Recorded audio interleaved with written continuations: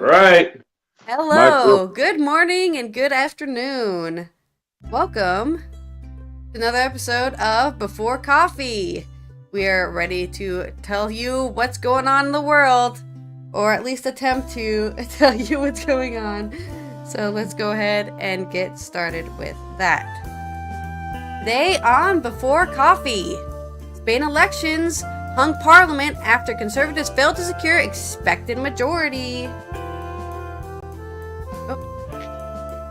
Israeli President Netanyahu leaves the hospital.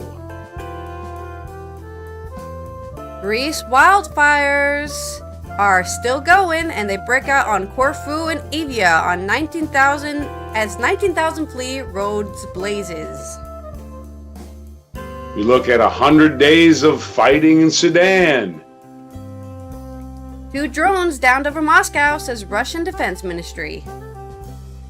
And we do a tribute to singer Tony Bennett, who has died at the age of 96. Today, July 24th, 2023 edition of Before Coffee.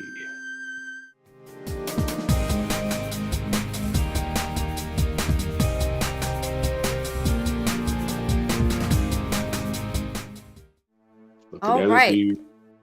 Let's start with the first news story as I get excited about the music and the transition perfectly lining up when it happened. Spain elections! We talked about this, I believe, either last week or the week before. I don't know, all the days blend together. And we were hoping for a leftist majority, but unfortunately the conservatives have pushed far ahead. Spain's opposition Conservative Party secured the most number of seats in national election, but looked unlikely to secure a coalition right-wing majority after a vote that had raised fears of the far right entering the government for the first time since the country's return to democracy after General Franco's death 5 decades ago. This is from Sam Jones in Madrid. Although the polls had consistently predicted that the opposition Conservative People's Party, PP, would cruise past the Spanish Socialist Workers' Party, the PSOE, to secure an emphatic win in Sunday's election, early results quickly established that the race was going to be much tighter. With 100% of the vote counted, the PP had won 136 seats to the PSOE's 122. The Conservatives' potential coalition partners in the far-right Vox Party had taken 33 seats, well down on the 52 they picked up in the last election, and PSOE's allies in the new far-left Sumar Alliance were the 4th place with 31 seats. Oh, so in a way they kind of split. They split those 52 seats that they originally got. They went somewhere else. They took... Yeah. They went to Bangladesh. Don't move your camera anymore. Stop doing that. It's seriously fine where it is. Okay, you wanted to fall over. Okay, it's cool. The count showed that the political queue of the next government is far from foregone conclusions, with the left and right blocs running almost neck and neck in the race to get as close to 176 seats as possible. 76 seats as possible. As Monday approached, the PP and Vox had secured 169 seats to the PSOE's Sumar's 153, suggesting that Spain is in for weeks of negotiating and horse trading as the rival camps explore their options for government. Negotiations by the 2 blocs to form governments will start after a new parliament convenes on the 17th of August. King Philip VI will invite the PP's leader, Alberto Núñez Feijóo, to try to secure the prime ministership. In a similar situation in 2015, PP leader Mariano Rajoy declined the king's invitation, saying he could not muster the support. If Feijóo declines, the king may turn to Prime Minister Pedro Sanchez with the same request. The law does not set a deadline for the process, but if no candidate secures a majority within 2 months of the first vote on the Prime Minister, new elections must be held. Sanchez said late on Sunday that the reactionary parties of the Spanish right had failed at the polls. "We've won more votes, more seats, and a bigger share of the votes than we did 4 years ago," he told the crowds gathered outside the PSOE's headquarters in Madrid. The retrograde reactionary bloc that sought to undo the advances of our past 4 years has failed. The PP's leader, Feijóo, thanked those who had helped the party to victory and said he intended to try to form a government as soon as possible. Here's an idea. If you're center right and center left, why don't you guys make the party? Instead of making the party with the far right and the far left, what if you're both in the center to make a coalition together? You're both center parties. Why they're so highly focused on the right and left? They don't realize they're both in the center. Okay. But that would mean the government would actually work and do their job, which we know is impossible these days. Our duty now to stop a period of uncertainty upon opening in Spain, he said. As the candidates for the party won the most votes, I believe my duty is to open up the dialogue as soon as possible and try to govern our country in accordance with the election results and the election victory. So, I'm going to end the article there, but they just go on to saying Sanchez wanted this, and Vox leader is disappointed because they wanted that. And either way, it looks like there won't be a huge far-right spurn of government changes for now. So they can't make a prime minister in which there'll be another election and they'll have to try again. So or you can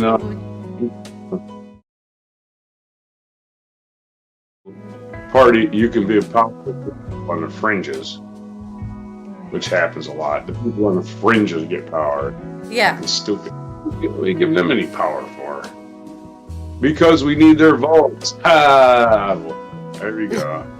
Give stupid people power. All right.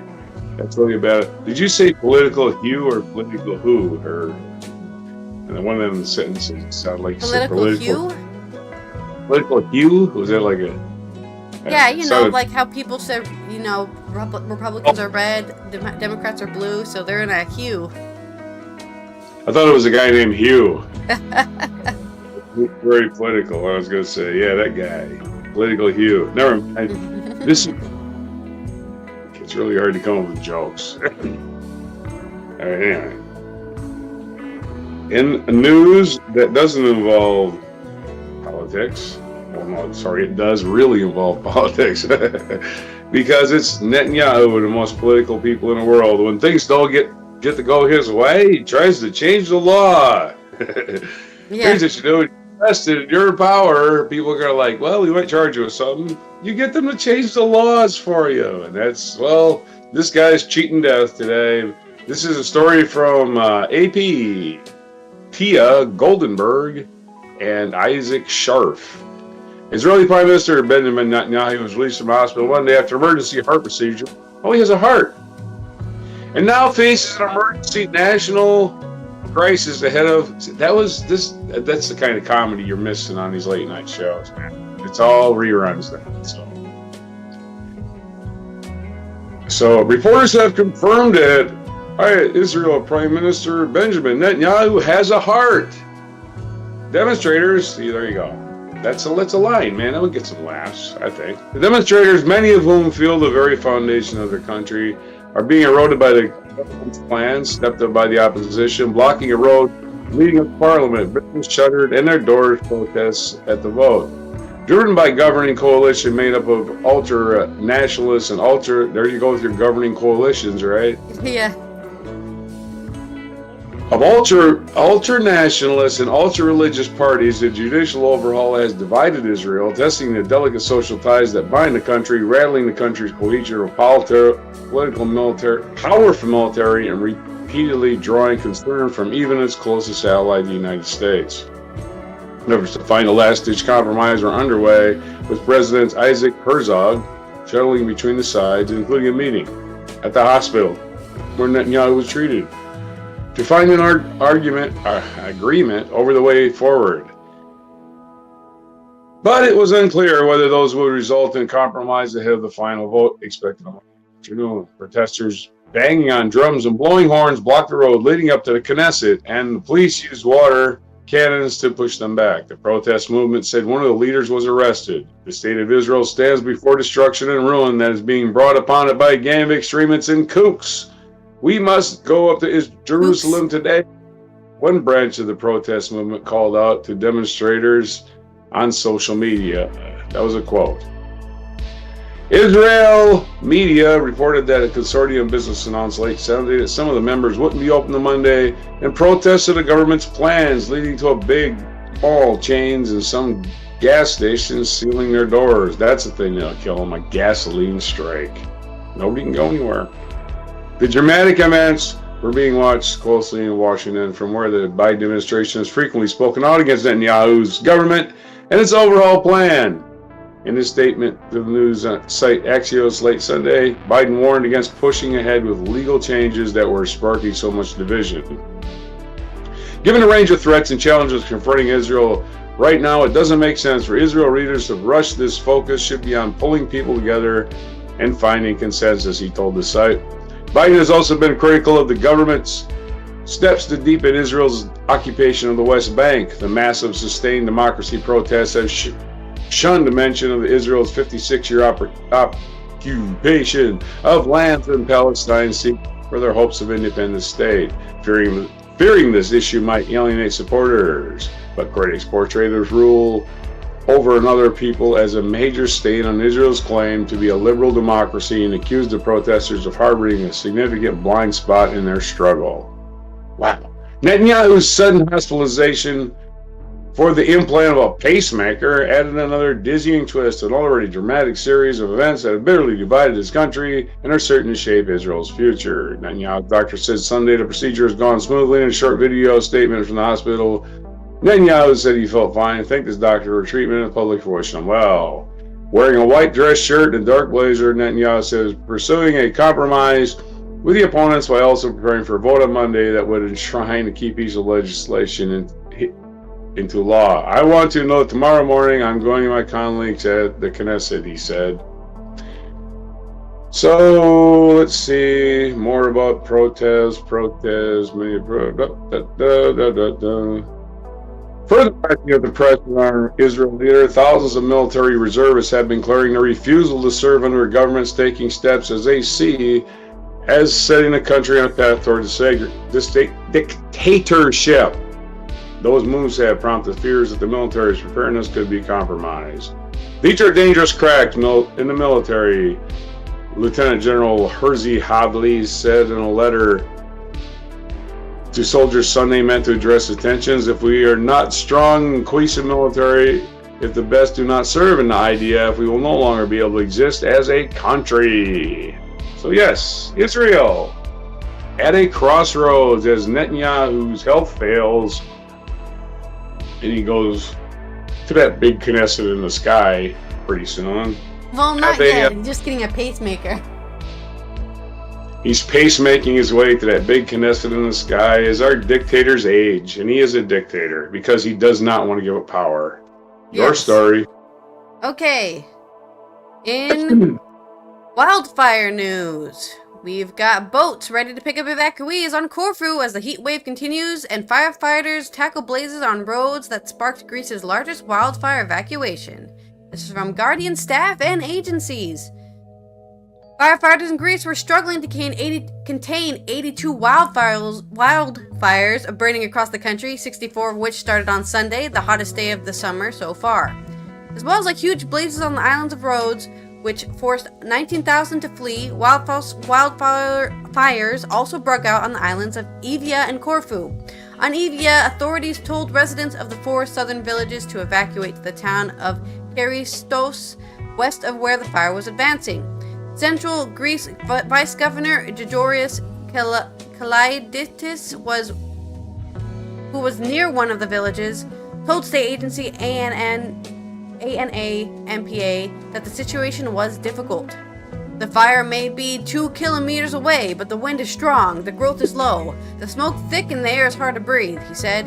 Northern Evia was devastated by wildfires in August 2021. Other fires requiring evacuations broke out on the northeast side of the island of Corfu and in the northern Peloponnese region near the town of Aigio. Traffic on the old Athens-Patras Nation Road running across the coast has been cut off.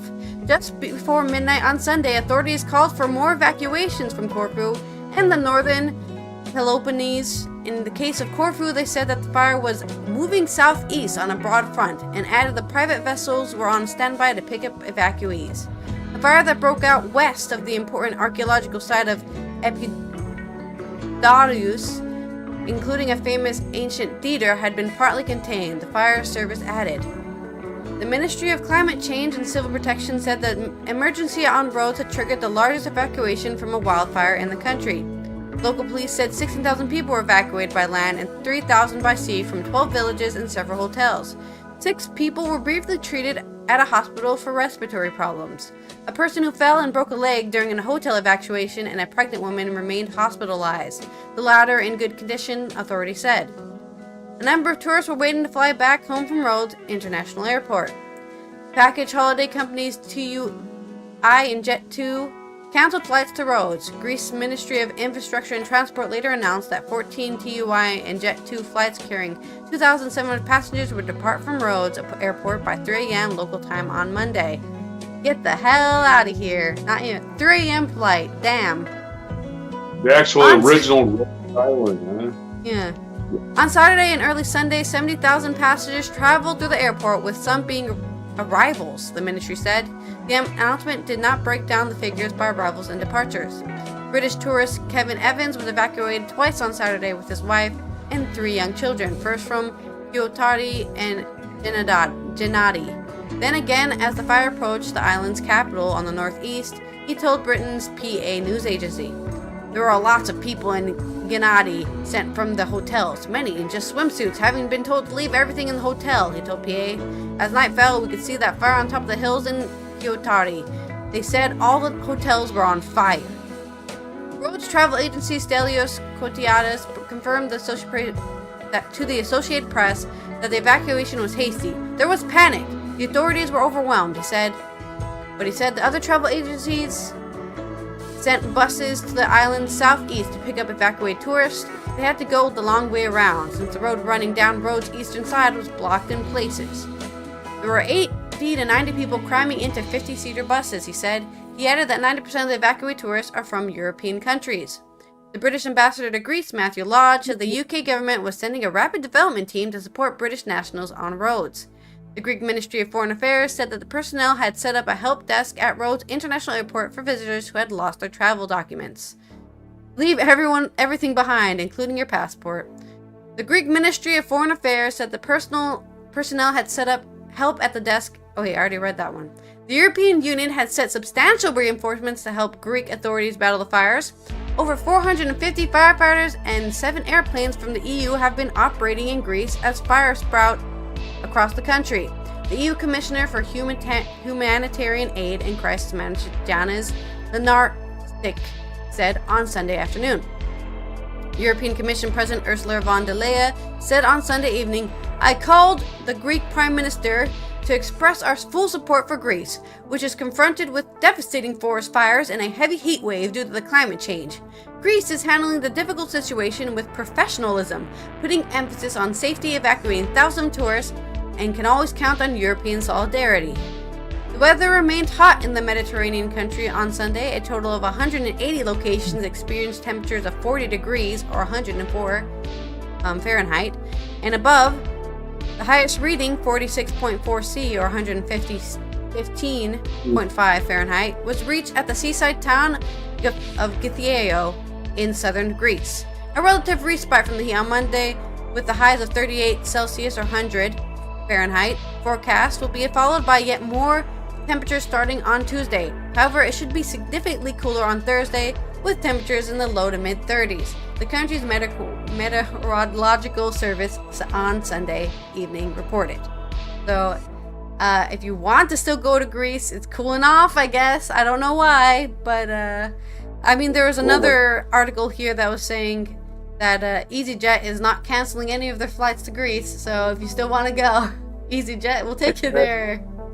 I can imagine accommodations are hard to find with people nowhere to stay. Yeah. A lot of refuge. Okay. Well,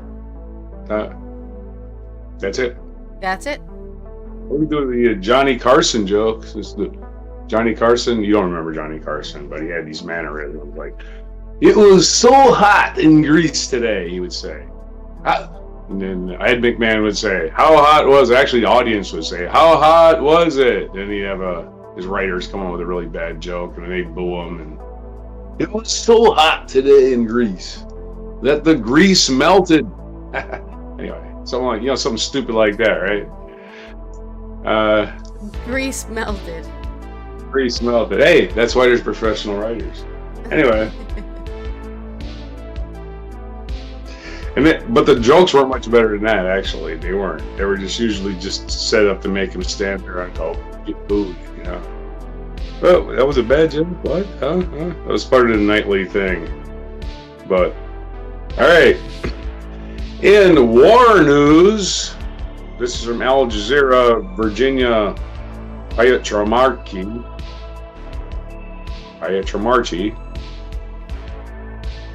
There have been 100 days of fighting in Sudan, and the conflict has run a devastating human toll, reigniting ethnic violence and sparking fears it could destabilize the wider region. On April 15th, a rivalry between the army and a paramilitary rapid support forces, RSF, exploded into war, turning Khartoum and the wider areas into a bloody battlefield. Since the fighting has also spread into the conflict-jury Darfur region, as well as parts of Kordofan and Blue Nile states. A flurry of diplomatic initiatives to halt the war has failed to yield any concrete results as the rival sides are locked in a battle for survival. One that both think they can win outright without having to engage in meaningful negotiations, analysts say. In May, the two warring sides agreed to send negotiating teams to Jeddah, Saudi Arabia, to start talks brokered by Riyadh and Washington. At least 16 ceasefire agreements followed, each of them collapsed.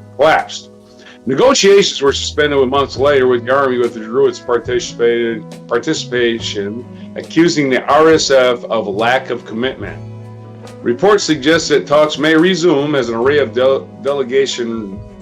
army delegation returned to the Saudi city on July 15th, but no official statement has been made so far. As the Jeddah talks failed and fighting continued, the African Union unveiled its own plan. It included the start of political dialogue among the country's military, civilian, and social actors, not just to resolve the ongoing conflict, but also to set up constitutional arrangements for a period of transition and the formation of civilian government.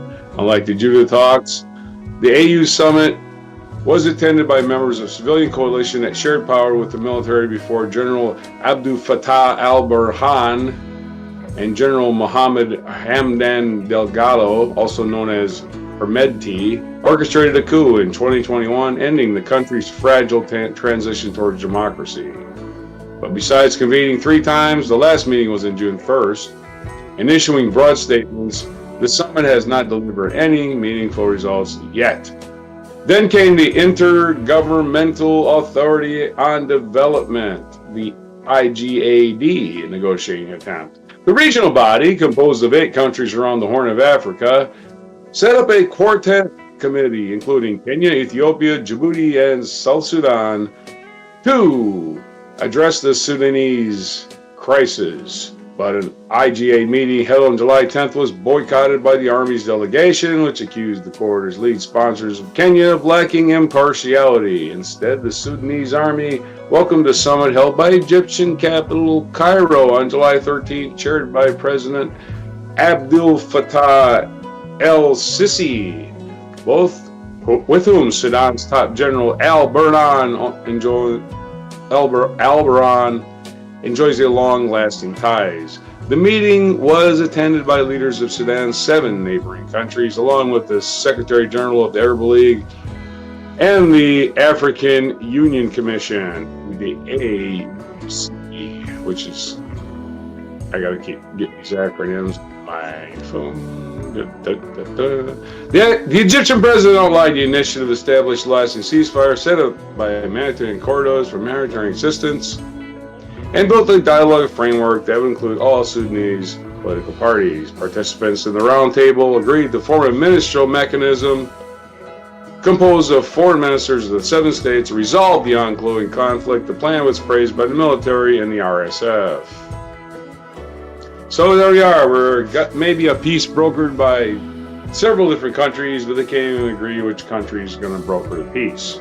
So that's war for you. Your story. Yep, sure is. And speaking of war, of course, we got some updates from Ukraine, as well, from Russia even, as 2 drones are downed over Moscow. This is from Pyotr Sauer on The Guardian. The 2 drones crashed into the non-residential building in Moscow in the early hours of Monday morning, Russian officials said, with one crashing close to the defense ministry in the city center. Moscow's mayor, Sergei Sobyanin, said that the drone strikes in the Russian capital hit buildings around 4 a.m. local time, adding that there were no casualties. Officials said that the drones, which are described as Ukrainian, just anything that hits anything that attacks them, that's Ukrainian. Oh, why are the prices on vegetables so high? Blame the Ukrainians. I don't know. It's their fault. In a business center at Hadjesheva Avenue and another building on Komsomolsky Avenue, less than 2 miles from the Defense Ministry headquarters.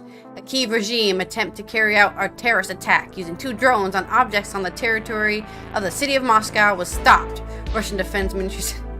I'm sorry, whether or not this is true or not, right? It was 2 drones, and they make it sound like they got attacked by an entire regiment of soldiers in the city. We stopped their invasion by 2 drones. 2 Ukrainian drones were suppressed and crashed. There are no casualties. Image of one crash site showed damage to the top floors of the high-rise glass office building and damage to the roof of the low-standing building to the other. Kyiv is yet to comment on the attack, which the Russian ministry described as terrorism. Ukraine typically declines to claim responsibility for attacks on Russian or Russian-annexed Crimea, though Kyiv officials have frequently celebrated such attacks with cryptic or mocking remarks. The Kremlin has accused Ukraine of a series of drone attacks on its territory in recent months, including the drone strike on the Kremlin. Monday's attack came 1 day after Kyiv vowed to retaliate for a Russian missile attack on the Black Sea city of Odessa that killed 1 person and damaged a historic cathedral. Speaking during his nightly address on Sunday, Volodymyr Zelensky said Ukraine will definitely respond to Russian terrorists. They will definitely feel this, Ukrainian president added. The target of all these missiles is not just cities, villages, or people. Their target is humanity and the foundation of their entire European culture. Also on Monday, the head of Russian-occupied Crimea said that an ammunition depot on the peninsula was hit during an overnight Ukrainian drone attack, forcing temporary halt in traffic on a major highway and a railroad crossing. Again, there was no comment from Ukraine. Russia seized and annexed Crimea from Ukraine in 2014, 8 years before the launching of its full-scale invasion on the country. Sergei Asyanov, the Moscow-appointed head of Crimea, said authorities also ordered the evacuation of several villages within a 3-mile radius of the depot that was hit. Interesting. So they evacuated everyone who was there, and then it got attacked. But it was Ukraine who did it. Yes. Askanov said the military shot down and jabbed 11 attacking drones, while the defense ministry said that 11 of the 17 attacking drones were jammed and another 3 were shot down. It was the second similar attack on Crimea in 3 days. On Saturday, Aksyonov said another drone caused an explosion at an ammunition depot in central Crimea, leading to a brief halting of traffic on the Kerch Bridge, a highly important infrastructure project that links Russia to the occupied Crimea. Ukraine was recently stepped up its attacks on Crimea, targeting the Kerch Bridge, which plays a vital logistical role in the Kremlin's war effort. Last Monday, Russia accused Ukraine of carrying out twin explosions on the bridge, closing the main conduit for Russian road traffic to the annexed peninsula. Zelensky last week called the Kerch Bridge a legitimate military target that brings war, not peace. This is the route used to feed the war with ammunition, and this is being done on a daily basis, and it militarizes the Crimean Peninsula, said Zelensky. That's it. All right. That's it. Yeah, the bridge is a military target. Surprise. Yeah, I don't have any good jokes for that one. Okay, well, in entertainment news, Tony Bennett tribute. Tony Bennett has died at the age of 96. And then we have a tribute from his wife, his widow. A sad day has been This is from People magazine. Escher Walcott. As sad as today has been for all of us, we can find joy in Tony's legacy forever, the late singer's wife and his son Danny Bennett said Friday in a post. Thank you to all the fans, friends, and colleagues of Tony's who celebrated his life and humanity and shared their love of him and his musical legacy. Benedetto said in a statement, with Bennett's son Danny Bennett, shared the caption of an Instagram post on Bennett's account on Friday evening. From his performances at the Singing in Queens to his last performance in 21 at Radio City Music Hall, Tony delighted in performing the songs he loved and making people happy. In his statement continued before ending on a touching note, and as sad as today has been for all of us, we can find joy in Tony's legacy forever. A photo of Bennett performing on his 95th birthday at Radio City Music Hall on August 3rd, 2021 was posted alongside the moving statement. Bennett's rep confirmed the news of his death to people on Friday in a statement. Tony Bennett, born Anthony Dominic Benedetto in Astoria, Queens on August 3rd, 1926, has passed away in his hometown of New York City at the age of 96. A week short of his 97th birthday. The statement to people on Friday said, the beloved singer, who was diagnosed with Alzheimer's disease in 2016, is survived by his wife Susan Benedetto, his sons Danny and Day, his daughters Joanna Bennett and Antonia Bennett, and 9 grandchildren. Bennett and Benedetto first met in the late 1980s after one of the singer's concerts. They were together for more than 20 years before marrying in an intimate ceremony in 2007. Following the wedding, Susan took her husband's legal surname, Benedetto, instead of his professional stage name. Bennett's family announced in January 21 he had been living in Alzheimer's at 16, not the age of 16, the year 16. In a profile of his life for the AARP, the magazine, after his diagnosis, Benedetto stepped in as his primary caregiver. In addition to her continued arts education charity work despite the diagnosis, she said her husband remained in good spirits at the time. He's doing so many things at 94 that many people without dementia cannot do. Well, you can do things when you're demented. You're just not doing, you can do a lot of things when you're demented. Seriously, you can run around naked. You can throw poop at the wall. There's lots of things you can do. He's really symbol of hope. For someone with cognitive disorders, she told AARP, the magazine. The singer continued to perform up until 21 and celebrated his illustrious career prior, spanning 8 decades and 20 Grammy Awards and other prestigious awards. Following the news of his death, on Friday, the tributes have poured in from fans and friends. Let's hear some of them. The most heartfelt condolences go out to Tony Bennett's family and friends, Nile Rodgers shared on Twitter tribute, alongside a photo of the late musician. They are also my emotional family and friends. Flea of Red Hot Chili Peppers, who presented alongside Bennett at the 1993 MTV Video Awards, wrote on Instagram, I love the immortal Tony Bennett. What a dude, what a class act, what a singer. So grateful to have shared a stage with him, a beautiful human being. Stevie Van Zandt, who also toasted Bennett online, writing on Twitter, the last of the legend, a man whose heart was as big as his voice, the world's foremost practitioner of the art of excellence, deepest love and condolences to my friend and family. And this is the way actor George Takei attributed him, called Bennett the last of his kind, a master of the American songbook. Civil rights leader Jesse Jackson also took a moment to remember Bennett for the activism over the years. Sending my prayers and condolences to Tony Bennett, family of Tony Bennett, whose legendary career spanned 7 decades. He marched with us in 1964. He was dedicated to civil and human rights, to the arts, and he will live as long as we remember him. Tony Bennett, who pulled that amazing trick of outliving all of his contemporaries. Amazing. Yours. What a trick. Something to celebrate. Nobody around. More culture news.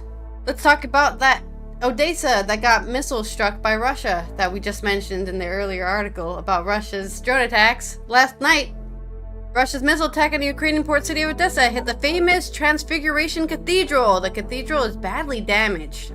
The Transfiguration Cathedral is the oldest and largest cathedral in Odessa and stands in the historic center of the port city. The center of Odessa is a United Nations World Heritage Site.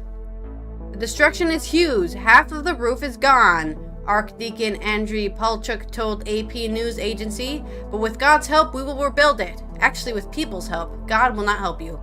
In which he burst into tears, and he spoke, and employees of the complex brought out documents and valuables. According to Palchuk, the cathedral was hit by a Russian missile, which then exploded in the basement. 2 people inside the time were injured.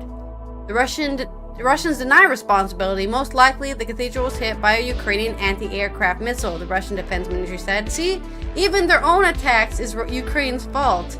Everything. Oh, there's a pothole in the road. Blame Ukraine. They put that there. Dutch former diplomat Robert Seri is in Ukraine for the OpenDoorUkraine.nl Foundation, which is committed to the recovery and reconstruction of the country. He slept last night in Odessa within walking distance of the cathedral. At around 2 a.m., the air raid alarm woke me up. Then you always walked a while to see if it's serious. After maybe 2 minutes, I heard a huge bang, so that was clearly a nearby impact. As he walked towards the bomb shelter, more explosions followed. Seri went to look at the cathedral this morning. Hundreds of people have come to see what had happened, but also to help. There have also been impacts elsewhere. If they were targeting the port, they aimed very badly this time. Seri does not believe the cathedral could have been hit by a Ukrainian missile as Russia claims. Total nonsense. It's been such a blow. Of course they say that. That seems very, very unlikely. Yeah, why would they have air sirens for their own air defense? Well, actually, no, that's fine. Air defense missiles were shooting down Russian missiles, so then the alarms went off saying, watch out, there's missiles incoming. And they're saying that they missed an anti-air missile missed so bad that it hit themselves. Okay. That's the Russians' idea of what happened. Mm-hmm. The Ukrainian President Zelensky vows revenge. There is no excuse for Russia's evil. Evil will lose, and you can be sure that it will be retaliation for the Russian terrorists. They will feel it. The Tsarina Catherine the Great commissioned... Oh, the Tsarina. Okay, I get it. Like the Tsar, but like the female version of Tsar. Tsarina Catherine the Great commissioned the construction in 1795. The complex was demolished again in 1930s under the communist Soviet regime. Rebuilding began in 1999. That lasted 4 years. In addition to the cathedral, houses and apartments were also hit last night. At least 1 person was killed and 20 people were injured. Russia has attacked Odessa several times in the past week. Until now, mainly port buildings and port installations that are important for grain exports have been targeted. So, there you go.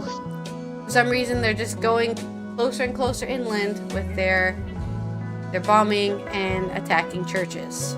Which is always... Hospital and churches, the best things to attack for your military targets.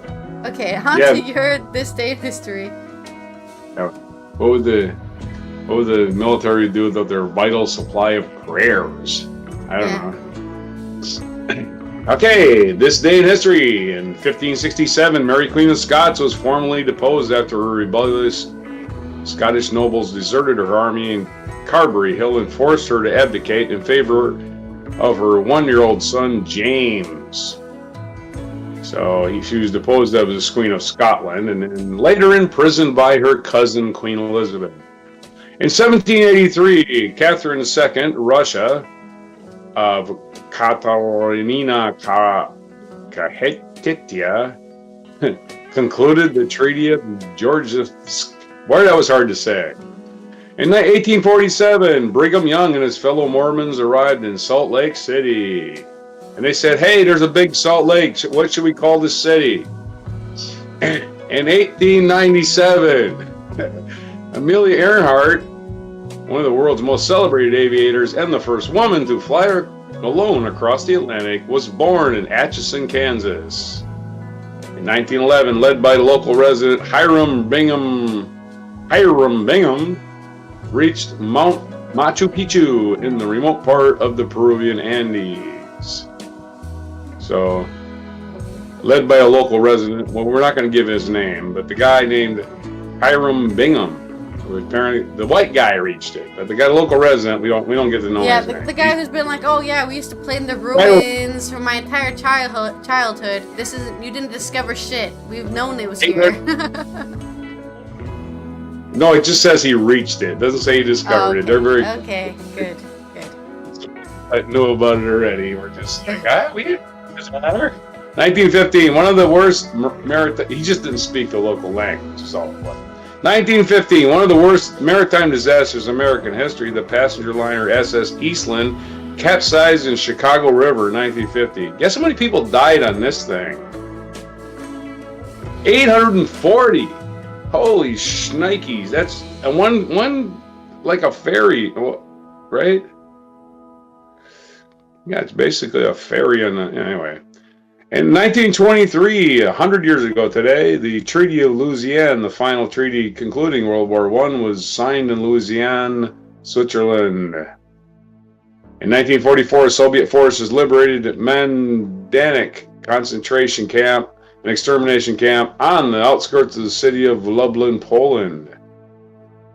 In 1959, Soviet Premier Nikita Khrushchev and U.S. Vice President Richard Nixon engaged in the kitchen debate at the American exhibition in Moscow. That's pretty interesting. Wish I was there for that. I wasn't born yet. 1969, American actress Jennifer Lopez was born. In 1974, the U.S. Supreme Court ruled that Richard Nixon had to provide transcripts of his Watergate tapes to the Special Prosecutor Leon Jaworski, and that was basically all she wrote for Nixon. He resigned a few weeks later, because there's a lot of stuff in those tapes. In 1998, the World War II drama Saving Private Ryan, starring Tom Hanks, was released and became a critical commercial success for Steven Spielberg. In 2005, American cyclist Lance Armstrong became the first rider to win the Tour de France 7 times. However, he's later stripped of it when it was found out that he was cheating his ass off. In 2013, American sex researcher and therapist Virginia Johnson and William H. Masters formed Master & Johnson. Well, anyway, she died at the age of 88. They were sexual revolutionary therapists who interviewed thousands of people about their sexual habits and wrote a book about it, and everybody called them perverts. Back in the day, I remember the Masters and Johnson. I'm old enough to remember that stuff. 2020, American TV personality Regis Philbin passed away, and our featured event is 1917, beginning of the Mata Hari trial. Dutch-born dancer and courtesan Mata Hari, whose name became a synonym for the seductive female spy, went on trial this day in 1917, accused of spying for Germany, and was subsequently found guilty and shot by a firing squad. So if anybody calls you a Mata Hari, they're calling you a traitor spy, and they might shoot you. Julie Crow, an American jockey, was born on this day in 1963. We already covered Jennifer Lopez. Barry Bonds was born this day in 1964. So happy 59 to Barry Bonds. Karl Malone was born on this day in 1963. Happy 60 to Karl Malone, American basketball player. We already covered Amelia Earhart. Alexandre Dumas, the author of the... What did he write? Oh, the Count of Monte Cristo, for among other things. Was born on this day in 1802. He was born on this day in 1802. And what day is it? Besides all them funny birthdays, it's National, and they are funny, believe me, you'll laugh later, National Tequila Day. And that will help you laugh later. It's National Tequila Day, which is, for some people, every 10 minutes. National Cousins Day today. If you got a cousin, just say, hey, cuz. It's National Amelia Earhart Day, probably because it's her birthday. It's National Drive-Through Day, which is me every day. National Drive-Through Day. I celebrate that several times. International Self-Care Day. Self-Care Day. So what's self-care? Well, we don't know. National Thermal Engineer Day. So that's our last one. It's our Thermal Engineer Day. What do you got to say about that? Okay. Well, I guess I'll go say hello to my cousins. And this has been Allison here from the Netherlands. Hoping that, Russia and Ukraine stop doing what they're doing, but they're going to continue doing what they're doing. So... And I don't know what to say. just report it. We just report it. We can't solve it. We are not doctors. We are not even diagnosticians. We are just reading the reports. And today on self-care and ironically National Tequila Day, National Tequila Day and National Self-Care Day on the same day is dangerous. For July 24, 2023 edition of Before Coffee.